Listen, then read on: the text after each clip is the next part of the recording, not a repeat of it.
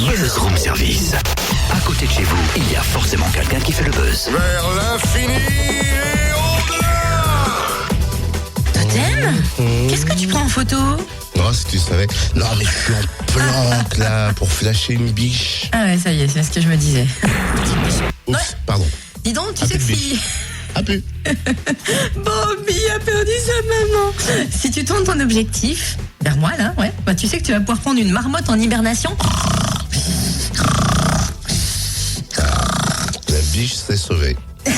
Bravo. Bon, ok, si tu veux, tu peux prendre conseil auprès de photographes naturalistes, par exemple. Bonne idée, tiens, moi je vais m'adresser aux frères Durafour, Clovis et Marceau, des jumeaux, photographes amateurs du Haut-Jura, et qui exposent surtout en ce moment à la Maison de la Nature et de la Faune Sauvage à Arlay.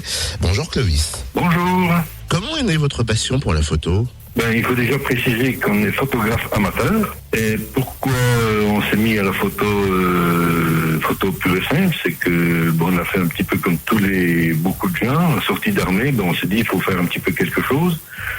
Et nous avons décidé de se lancer dans le premier sujet qu'on a décidé, c'était le Grand Tétras. Maintenant, nous connaissons quand même pas mal de places, tout en sachant que le parc du Haut-Jura, la réserve naturelle de la Haute-Chaîne du Jura, sur de certains sites, photos, prises de son et affûts sont interdits. Et justement, il y a des précautions à prendre pour ne pas effrayer les animaux? Il y a un sujet comme le Grand Tétras, si on veut espérer faire une photo, il faut y être la veille, couché sur place, alors il y a de la neige ou pas de neige, être ce qu'on appelle dans un affût, et c'est le lendemain matin qu'on peut espérer le voir ou pas.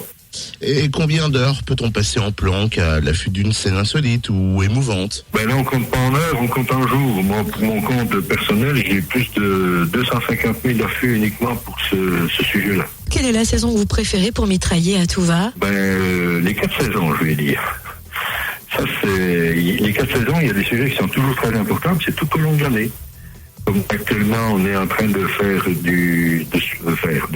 le lynx, puisque le rut du lynx est à cette époque-là encore qui commence à décliner. Avant, fin janvier, il y avait le renard. Après, on va partir sur les oiseaux. Actuellement, moi, je suis sur du faucon pèlerin.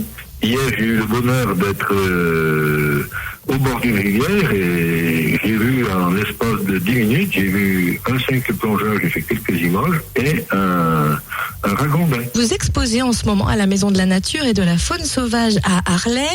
Quel genre de clichés vont donc éblouir nos mirettes?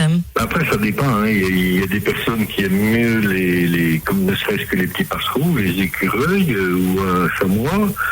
Il y a d'autres personnes là parce que on a des photos qui représentent uniquement la faune du Jura. On a quelques photos de fleurs, mais c'est uniquement la faune du Jura. C'est ce que Arlay nous a demandé. Nous, on a quand même un de nos avantages, c'est qu'on a pas mal de sujets. On a une grande variété de sujets. C'est ce qui fait un peu notre force, entre guillemets, tout en étant modeste. Nous, on est bien des amateurs, donc on sait de quoi on parle sur ce sujet-là. Une exposition pour percer les 1001 facettes du massif jurassien, sa faune, sa flore, ses paysages uniques. À découvrir à la Maison de la Nature et de la Faune Sauvage à Arlay, depuis le 3 mars et jusqu'au 30 septembre, l'entrée est libre. Et pour connaître les heures d'ouverture de l'expo, rendez-vous sur le www.chasseurdujura.com.